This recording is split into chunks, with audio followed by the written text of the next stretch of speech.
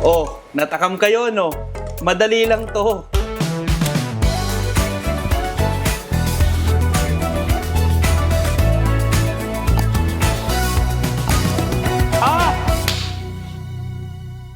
Ito lang yung mga ingredients na kailangan nyo. Napakadali lang nito, guys. Ang ginamit kong part ng baka, rib eye. Kasi, special tong araw na to, birthday ng asawa ko. Kaya lulutuin ko na to habang natutulog siya para pagising niya, kakain na lang. Tamad eh. Walang ginagawa sa bahay. De, joke lang. Ngayon, kung kayo medyo nagtitipid, kahit anong part ng baka, pwede nyong gamitin. Basta, nipisan nyo lang yung hiwa. Ganitong hiwa lang dapat, oh. Maninipis.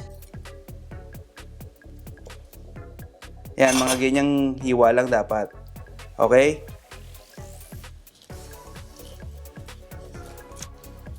Ngayon, yung sauce naman nito, 1/4 cup ng soy sauce, 2 tablespoons of oyster sauce, and 1/4 cup ng honey. Tapos, mag-grate lang tayo ng garlic. Just 1 garlic. 1 garlic is enough. Tara, magluto na tayo. Magpainit kayo ng oil. Once the oil is hot, ano ba tama, B? Once the oil is hot, saute your onion.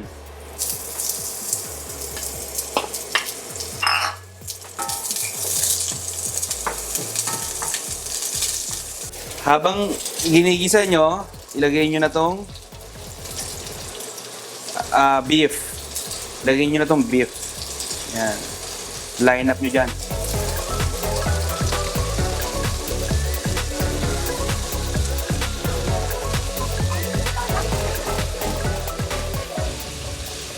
And then you add your rice. Lagyan nyo na rin yung butter. Corn.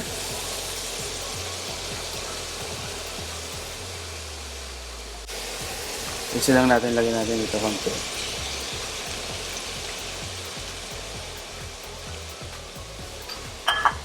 At syempre, pepper.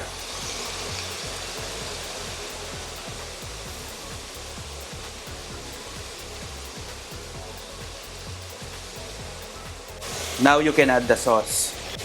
Depende sa inyo kung gaano karami ang gusto nyo, ha? Kung gusto nyo, ilagay nyo lahat. Kayo naman ang kakain. Ako pa konti-konti lang ang lagay.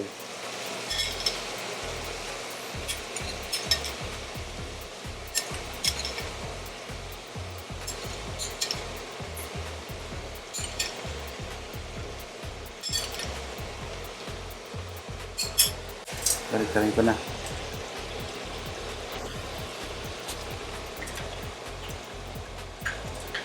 Low heat lang po tayo. Low heat.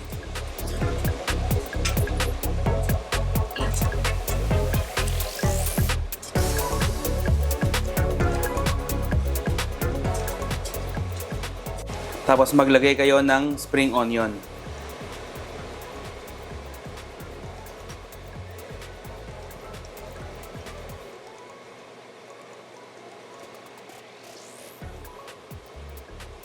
And this is optional. I'm gonna add some fried garlic.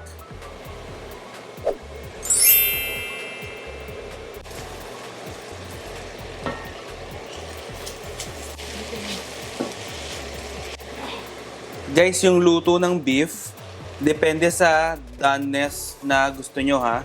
Ako kasi yung gusto ko, medium rare. Eh kung bahala kayo kung gusto nyo ng well done, kayo naman ang kakain.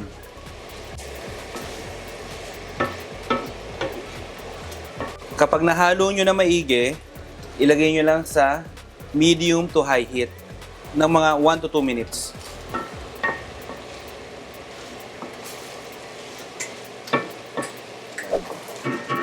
And then that's it. Tara, tirahin na natin to. O, diba? Napakadali lang. Alam nyo kung ilang minuto ko lang niyari ito? 10 minutes lang. Kasama na yung preparation. Kaya ano pa gagawin natin? Tikman na natin to. Napakabango yung karne. Ang uhap! Ang init! Napakainit. Teka, hipan ko muna. Pero ang sarap ng karne ha. Perfect na perfect talaga ang ribeye. Kaya kung meron kayong mga special na okasyon, paggastusan nyo na, gumastos na kayo, yung magandang quality na ng meat ang gamitin nyo. Ito namang kanin. Po. Pakasarap. Ang tindi. Matutuwa asawa ko nito. Tamang-tama yung timpla ng soy sauce, nung perfect to, guys. Pinaka-perfect sa lahat to. At ang napakatindi, ito lumapit kayo. Ang napakatindi rito, napakadali lang lutuin talaga. 10 minutes, 5 to 10 minutes, tapos na kayo. Kung kayo nagmamadali, tapos kumpleto naman kayo ng gamit, eto na tirahin nyo. Ang sarap. Mahal to sa mahal to sa labas Ano bang pangalan nun? Dren Pepper Lunch, no? Pepper lunch, Mahal to. Kayang-kaya naman gawin sa bahay. Baon. Pambaon to, perfect. Perfect na perfect to, pambaon. Ang sarap kasi talaga. Naubos ko to. Ngayon, ito. Kung kayo nagmi-meal prep, kung tinatamad kayo, halimbawa, gusto niya na ipagkain nyo ng 10 linggo, perfect to guys. Yariin nyo. Eto nga lang kung hindi kakain ng asawa ko, aabot to hanggang Biyernes. Napakalakas kumain, kaya mamaya pa lang ubos na to. Mauna na ako sa inyo ha. Kasi, after nito, magluluto naman ako ng pares. Kung gusto nyong makuha yung recipe ko ng pares, mag-comment lang kayo kasi yun, napakadali. Maraming hindi marunong magluto ng pares Pero sobrang dali lang nung version ko. Kaya mag-comment lang kayo.